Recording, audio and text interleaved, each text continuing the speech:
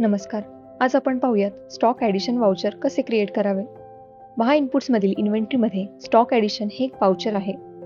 यामध्ये आपल्याकडे अवेलेबल असलेल्या लायसन्सपैकी ज्या लायसन्सचे स्टॉक आपल्याला ॲड करायचे आहे, त्या ॲड करण्यासाठी हे वाउचर क्रिएट करता येते.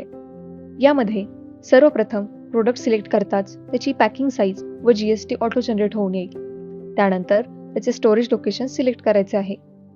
प्रोडक्टचा बॅच नंबर ॲड करायचा आहे. त्यानंतर त्याची मॅन्युफॅक्चरिंग डेट, एक्सपायरी डेट, प्रोडक्टची हवी असलेली quantity, purchase rate with GST, cash sale rate with GST व credit sale rate with GST add करायचा आहे. यामध्ये आपण एकाच वेळी अनेक प्रोडक्ट क्रिएट करू शकतो.